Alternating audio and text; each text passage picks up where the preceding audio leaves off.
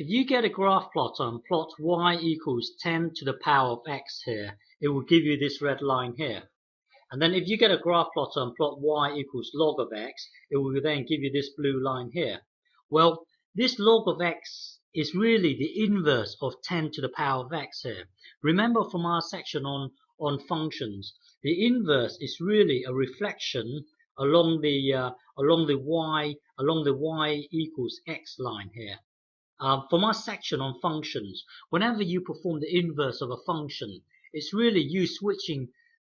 It's really like you having a machine. If you put x into the machine, it will spit out the y. The inverse function is if you put the y into the machine, it will spit out the x. By you performing the inverse function, it is really you. In a way, the x and y's, they get switched around. So when you find the inverse of a function, you're really doing a reflection along the y equals x line here.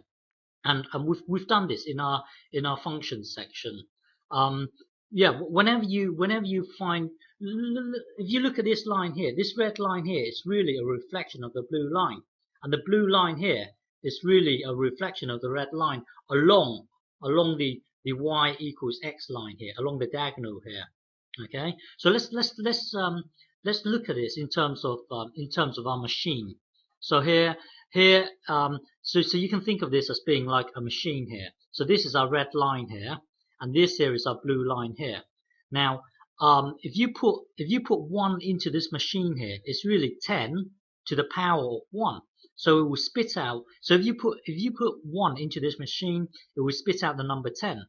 If you put 2 into this machine here, it will spit out the number 100. Now the inverse function is that if you put in this thing here, if you put in 100 here, the inverse function will spit out what you originally put in your original function. So it will spit out the number 2. So if you put in the number 10 into the inverse function, it will spit out what you originally put into this machine. So looking at this here, if you put 1 into here, it will spit out the 10.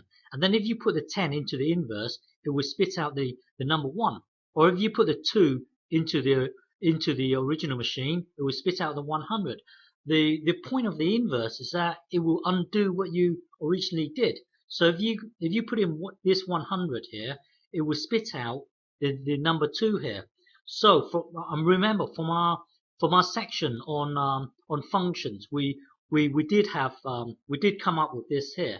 So what that means is that if you look at this here, if you look at this here, the way you read this is from the inside out. So looking at this thing here, let's say look at this now, okay, and now look at this, and now look at this here. It's saying in the original function, put in a number in the original function.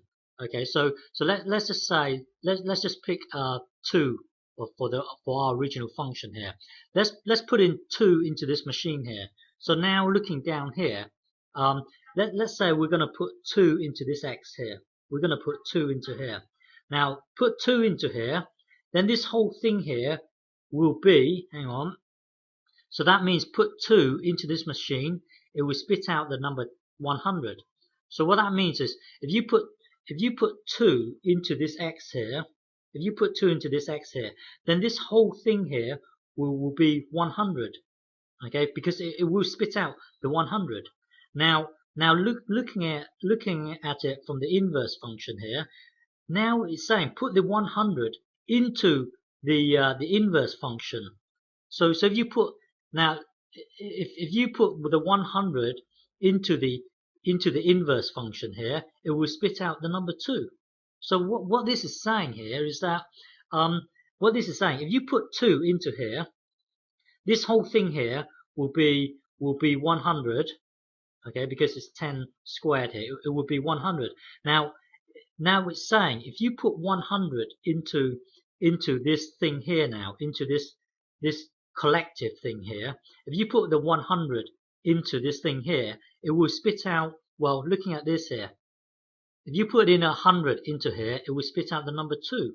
So it's really, well, we've already come up with this in our section on functions. The point is that if you if looking at this here, if you put 2 into this function and then it will spit out 100. If you put the 100 into here, it will undo everything and spit out what you originally put in here. So this is what it's saying here. It's saying, looking at your original function, if you put, let's say, 2 in here, then this here will turn into 100.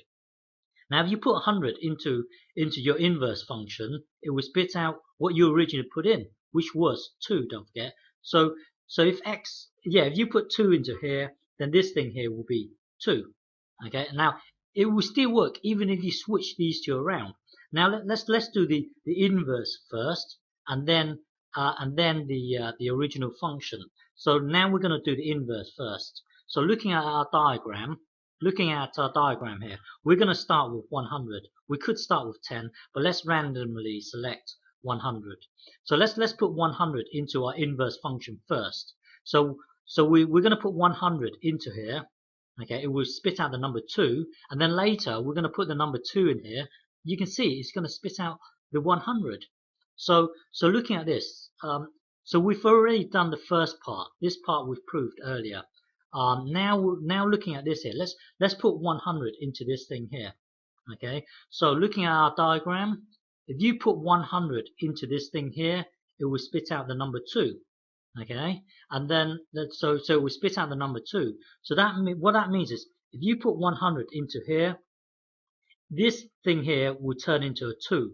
So collectively, this thing here will be a 2. Hang on, this whole thing here will be a 2. So if you put the number 2 into the original function now, if you put the number 2 into the original function here, it will spit out the number 10, the number 100. So it will spit out the number 100. So this x is 100. My point here is that if you put 100 into here, later on it will spit out the number 100 here. So this is always true for any given function here. It will always work, and we've just seen that it works in the case of the original function being 10 to the power of x and the inverse being log of x. Okay, so we've seen that, and this here will work for any function here, and now we've seen that it works for log as well. So what that means here is that what it means here is that, well, we've just seen this earlier here. If you look at the original function, if you put 2 into the original function, it will spit out the 100.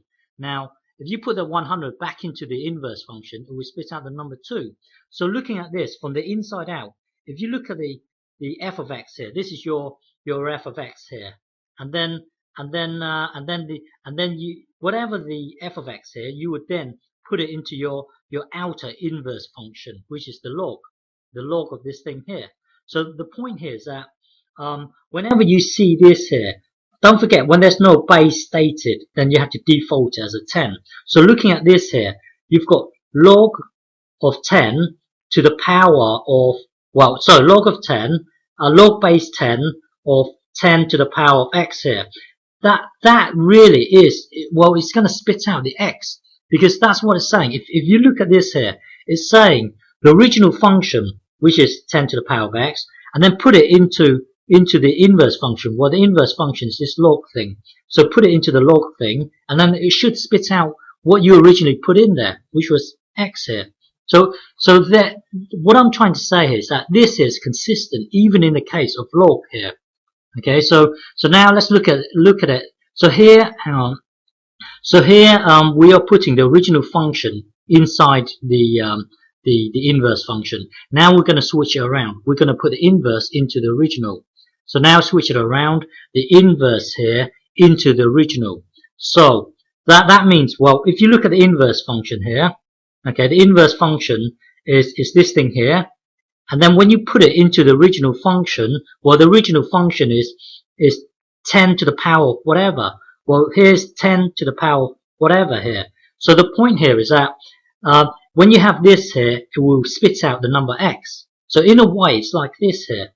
It cancels each other out and giving you x here. Okay, hang on. So whenever you see something like this here, 10, and don't forget when there's no base stated, you have to default as a 10. So you can really cancel this out, and then it will give you an X. And the other thing is, the other thing was this here. If you have 10 to the power of log whatever, in a way it cancels out to give you X. That's really consistent with what we're saying here. We're saying that if you put the inverse function into the original function, that means if you put the inverse function into the original function here, it's gonna spit out the original input here. And then if you look at this one here, if you put the original function, this is working the other way around. If you put the original function, which is this thing here, this is your original function, into the inverse function here, you're just going to get the original. Okay? So whenever you see this here, it's just going to be X. And whenever you see this here, it's just going to be X. So in the next video, we're going to extend it to base E. But the point here is that this thing here will even work for any base. It will work for base 7. So this one here will be base 7, or it will work for base, I don't know, 3, and then this here 3 here. We're gonna in the next video we're gonna extend it to the base. It will work for any base. So let's extend it to base E next time. Okay.